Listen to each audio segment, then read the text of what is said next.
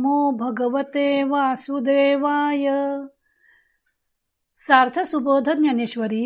लेखन व वाचन सौ मनीषा भास्कर अभ्यंकर, महाराष्ट्र, मिरज 416410. अध्याय 13वा. क्षेत्र क्षेत्रज्ञ योग. अज्ञान लक्षण भाग 13वा.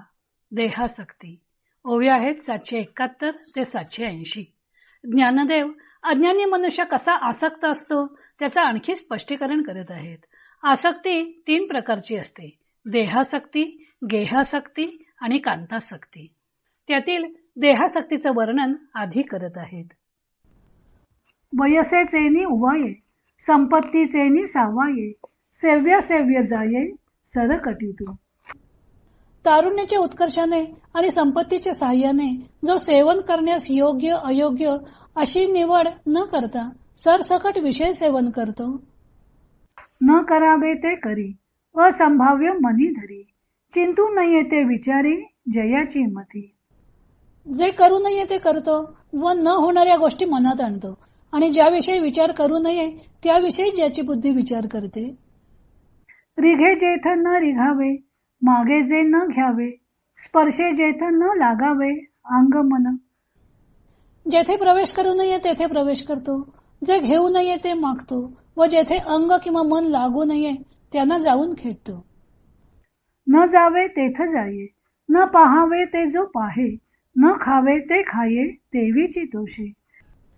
जेथे जाऊ नये तेथे जातो, जे पाहू नये ते पाहतो व जे खाऊ नये ते खातो व या निषिद्ध गोष्टी केल्याबद्दल वाईट न वाटता त्याविषयी आनंद मानतो. न धरावा तो सांगू, न लागावे तेथ लागू, नाचरावा तो मार्गू आचरेजू. ज्याची संगती धरू नये त्याची धरतो, जेथे संबंध करू नये तेथे संबंध करतो व ज्या मार्गाचे आचरण करू नये त्या मार्गाचे जो आचरण करतो. नायकावे ते ऐके, न बोलावे ते बके, परिदोष होतील हे न देखे प्रवर्त. जे ऐकू नये ते ऐकतो, जे बोलू नये ते मोठ्या मोठ्याने बडबडतो, परंतु असे केल्याने दोष घडेल हे पाहत नाही. अंगा मनासी रुचावे, येतुलेनी कृत्याकृत्य नाठावे, जो करणे याचे नावे भलतेची करी.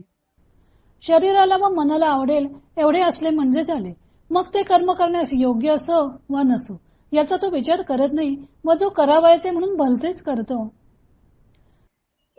परी पाप मज होईल का नरक यातना येईल, ते काहीची पुढील देखे नाजू. परंतु यापासून मला पाप लागेल अथवा या योगाने नरक यातना भोगाव्या लागतील या पुढील होणाऱ्या गोष्टी जो काहीच पाहत नाही. तयाचेनी अंग लगे, अज्ञान जगी दाटुगे, जे सज्ञानाही संगे झोंबो सके. त्याच्या आश्रयाने अज्ञान जगात बलाढ्य होते व ते बलवान झालेले अज्ञान ज्ञानवान पुरुषाबरोबरही झगडू शकेल. परी असो हे ऐक, अज्ञान चिन्हे आणिक, जेणे तुझ सम्यक जाणवे ते. परंतु ते राहू दे, आणखी काही अज्ञानाची लक्षणे सांगतो ती ऐक, ज्या योगाने तुला या अज्ञानाची चांगली ओळख होईल. भगवंतांनी असक्ती हे ज्ञानी मनुष्याचं लक्षण सांगितलं. असक्ती म्हणजे अनासक्ती, कशातही मनानं गुंतून न राहणं. अर्थातच आसक्ती हे अज्ञानी मनुष्याचं लक्षण झालं.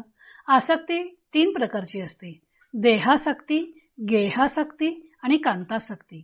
अशा 3 प्रकारच्या आसक्तीमध्ये अज्ञानी मनुष्य गुंतलेला असतो. देहासक्ती म्हणजे देहाविषयी आत्यंतिक प्रेम. स्वदेहाच्या बाहेर जाऊन तो विचारच करत नाही. देहासक्ती म्हणजे इंद्रिय लोलुपता. अज्ञानी मनुष्य इंद्रियाधीन झालेला असतो. इंद्रिय जे मागतील त्या गोष्टी तो त्यांना पुरवत जातो. तारुण्यात असताना मदोन्मत्त होऊन संपत्तीच्या बळावर तो यथेच्छ उपभोग घेत राहतो. आपण काही अयोग्य गोष्ट करत आहोत हे तो मानतच नाही. तारुण्याच्या भरात नुसतेच विषयोपभोग भोगतो असं नाही, तर त्याविषयी त्याचा विवेक सुटलेला असतो. जे करू नये ते करतो, ज्याची इच्छा धरू नये त्याची हाव बाळगतो, जाऊ नये तेथे जाणे, घेऊ नये ते घेणे, पाहू नये ते पाहणे, खाऊ नये ते खाणे हा त्याचा स्वभाव बनलेला असतो. ज्याच्याशी संगत करू नये त्याच्याशी तो संगत करतो. या गोष्टींच्या परिणामांचा विचार करत नाही. अनुबंधम अवेक्षेत सर्व कार्येषु सर्वदा संप्रधार्य च कुर्वीत सहसा न समाचरित, असं महाभारतकार सांगतात. महाभारतकार म्हणतात की नेहमी परिणामांचा विचार करावा व मग ते कार्य करावे. अर्थातच परिणाम चांगला होणार नसेल तर ते कार्य करू नये हे ओघानं चालं. पण अज्ञानी मनुष्य असा परिणामांचा विचार करत नाही व इंद्रियाधीन होऊन मनाला येईल तसं वागत राहतो. अर्थातच आज सुखावह वाटणाऱ्या गोष्टीमुळेच तो उद्या अडचणीतही येतो. पण इंद्रियाधीन होऊन मनाला येईल तसं वागत राहतो. पण याचा विचार तो करतच नाही. पुढे अज्ञानी मनुष्याला गृहाधिकांची कशी आसक्ती असते ते ज्ञानदेवाने वर्णन केलेलं आहे. तो भाग आपण उद्या पाहू.